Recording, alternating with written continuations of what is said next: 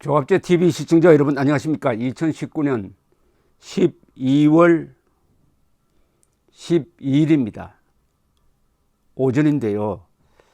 이 천영우 TV를 제가 여러 번 소개를 하고 추천드리는 이유는 한반도 정세, 특히 북한 핵 문제에 관해서는 천영우 전 육자회담 수석 대표처럼 많이 아는 분이 없습니다. 그리고 이분은 이명박 정부 시절에 외교안보 수석을 했으므로 아주 넓은 차원에서 종합적으로, 그리고 아주 이분의 강점은 디테일에 강하신 분인데 실무 협상 경험도 깊고 무엇보다도 말씀을 아주 재밌게 하시는 분입니다. 그래서 천영우 TV를 이 오피니언 메이커 또는 팔리시 메이커 이런 분들이 많이 보시고 있는데, 궁금하면 거기 들어가서 무슨 또 새로운 동영상을 올렸느냐를 보니까 트럼프 북 새로운 길에 무력으로 응수할까, 지금 한참 벼랑 끝 전술을 쓰고 있는 김정은이가 이번은 자충수를 둘 가능성이 높다. 그렇게 되면은 미국이 무력을 사용할 가능성이 높다. 아주 으시시한 시나리오를 내어놓았습니다. 천영우 TV를 꼭 한번 들어가 보셔가지고 직접 들어보시기 바랍니다. 현재 한반도 미래포럼 이사장을 하고 계시는데, 이 해설이 제가 지금까지 쭉 설명한 것하고 맥을 같이 하기 때문에 저는 천영우 이사장의 이 논평과 저의 생각이 비교적 비슷하니까 좀 저도 기분이 좋습니다. 저의 생각이 전문가의 생각과 같다면 기분이 좋은 것 아닙니까? 이 천 이사장의 분석은 이렇습니다. 지금 김정은이가 연말 시한을 정한 게 이 큰 오판이 될 가능성이 있다. 그리고 만약 ICBM을 쏘면은 그 순간부터 트럼프는 프리핸드가 된다. 이제는 핵 인질 상태에서 벗어나가지고 행동의 자유를 갖게 된다는 겁니다. 행동의 자유 중에 가장 무시무시한 게 북한에 대한 무력 사용이죠. 그리고 그렇게 할 수밖에 없는 국내 정치적인 분위기가 조성되고 있다. 그리고 탄핵으로 몰려있는 마당에 오히려 트럼프는 호재로 생각할 가능성이 있다. 트럼프는 물론 지금까지는 김정은과 만나가지고 아주 좋은 관계를 만들고 해서 김정은이가 고분고분 핵실험도 하지 않고 미사일 실험도 하지 않는다. 이게 나의 가장 큰 공적이다. 오바마가 못한 걸 나는 하고 있다. 이렇게 자랑하고 있지만은 만약 김정은이가 핵실험을 한다든지 장거리 미사일을 쏴버리면은 트럼프가 창피는 당하겠지만은 그 순간부터는 마음대로 할 수 있다 이거죠. 마음대로 할 수 있다. 이게 무서운 상황을 만들 수 있다는 게 천 이사장의 설명입니다. 그는 이렇게 설명을 했습니다. 앞으로 상황은 김정은과 트럼프가 둘 다 오판할 가능성이 아주 높다는 점에서 과거 어느 때보다도 실제 무력 사용의 위험성을 과소평가할 수 없을 정도가 되었다. 이렇게 설명을 했습니다. 물론 트럼프가 역대 미국 대통령 가운데 무력 사용에 가장 소극적이고 비겁한 대통령이라는 데 대해서는 의문의 여지가 없다고 전제를 하고, 그러나 상황이 트럼프로 하여금 행동하도록 만들 수가 있다 이거죠. 북한이 ICBM을 실거리로 발사하는 순간에, 실거리라는 것은 고도를 높여서 실제 사정거리를 줄이는 것 말고 실제 비행거리로 쏘는 것을 말합니다. 그 순간 트럼프는 김정은의 정치적 인질 상황에서 해방이 되고 행동의 자유를 회복하게 된다. 이게 하나의 중대한 변화가 되는 것이다. 무력 사용은 고사하고 군사훈련도 돈이 아까워서 하기 싫은 트럼프지만 무력 사용의 정치적 제약이 없어지고 국내의 탄핵 국면에서 탈출할 기회가 될 수도 있고, 재선에도 호재가 된다면 계산은 완전히 달라질 수 있다. 김정은을 3번이나 만나서 외교적 노력은 할 만큼 했는데도 계속 비핵화를 거부하고 ICBM까지 쐈다면 무력 사용의 명분은 충분히 갖춰진 것이 된다. 라고 분석을 했습니다. 천 이사장은 이어서 지금까지 김정은이 큰 오판을 하거나 전략적 게임에서 진 적은 없지만 항상 이기는 게임만 한다고 보장할 수는 없다. 언젠가 오판을 할 수 있고 그날은 북한 체제의 운명을 결정하는 날이 될 가능성이 높다. 왜냐하면 미국은 오판을 해도 견딜 수 있는 나라지만 북한은 워낙 코로나로 몰렸고 덩어리가 작아서 아무리 잘하다가도 10번 이기다가도 한 번 지면 끝난다는 겁니다. 이게 북한과 미국의 근본적 차이인데 김정은이가 이게 금방 져가지고 오만해져가지고 시한을 딱 정해가지고 연말까지 성의를 보여라 이렇게 해가지고 대국을 몰아세우는 게 이게 틀렸다는 겁니다. 작은 나라가 큰 나라에 대해서 시한을 정해놓고 막 압박하는 것은 이것은 어불성설이죠. 그런 지금 허영심과 오만이 뒤죽박죽된 오판의 길을 김정은이가 가고 있는 것 같다는 분석입니다. 천 이사장은 북한이 했던 실수한 것은 시한을 설정한 거라는 거죠.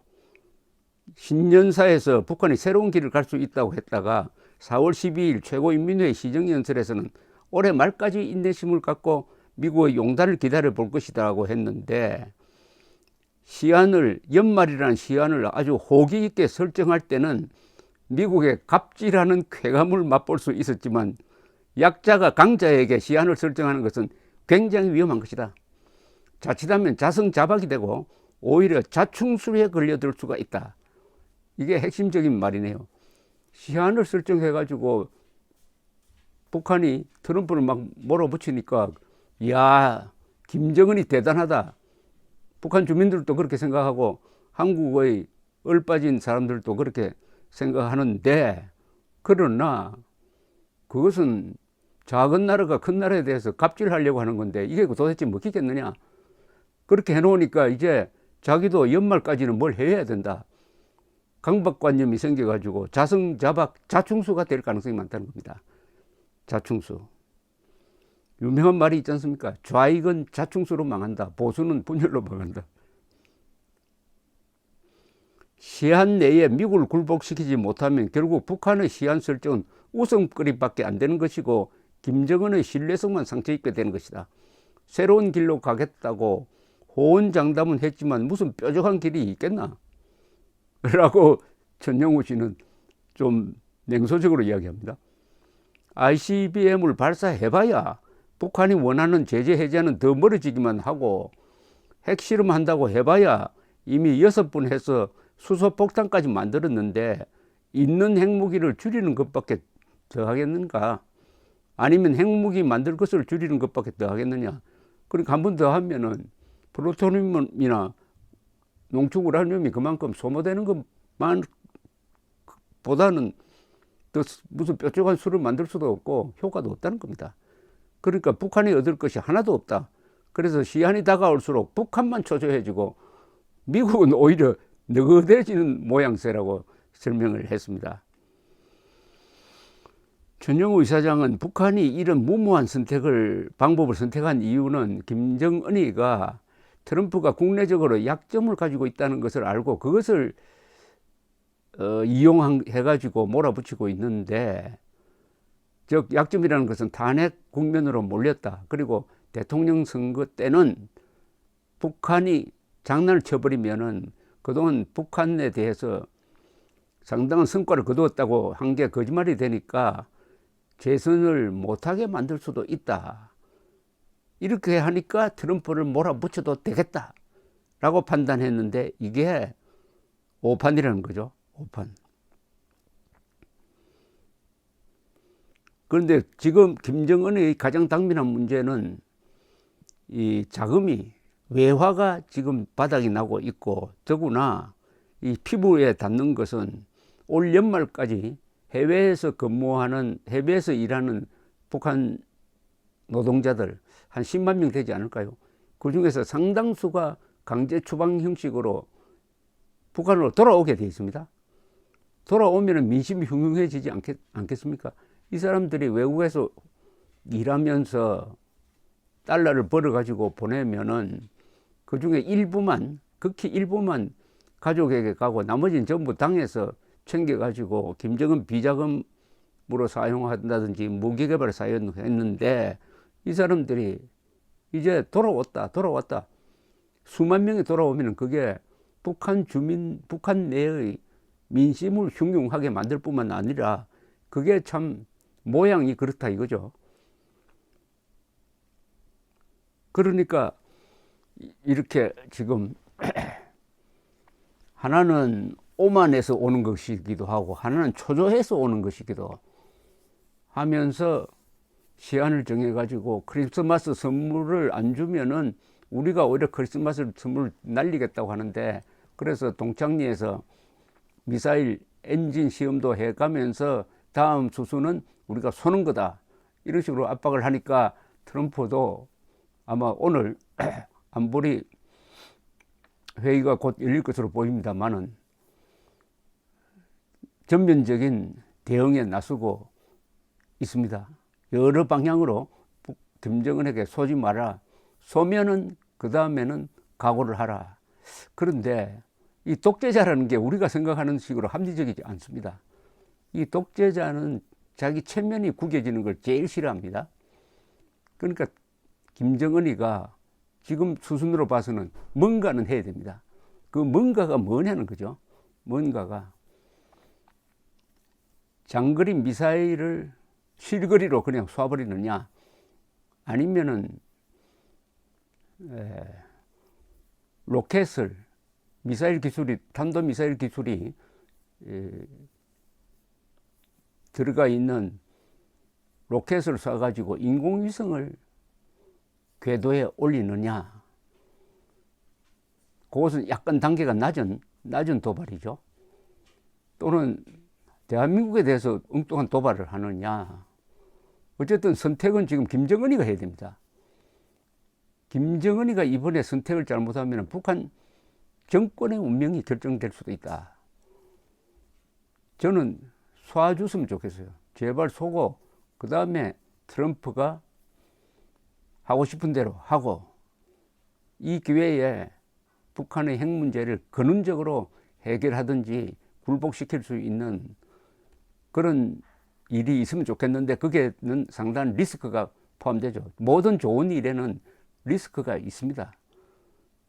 그러나 지금 이 위기는 김정은이가 선택한 겁니다.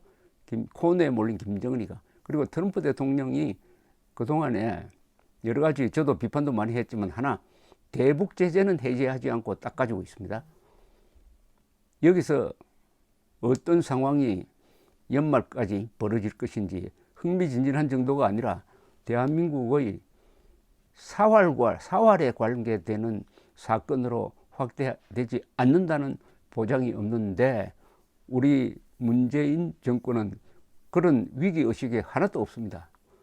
국민들에게 핵 미사일 민방위 훈련도 시키지 않고 사드를 수도권에 시급히 배치해야 된다는 데 대해서도 답이 없습니다. 안보를 포기했습니다. 국민의 안전을 포기를 했습니다. 오로지 김정은의 행복을 위해서 봉사하는 역할로 전락을 했다가 김정은도 트럼프도 이제는 문재인을 무시하고 있습니다. 마치 두 사람이 다 투명인간으로 취급을 하고 있습니다.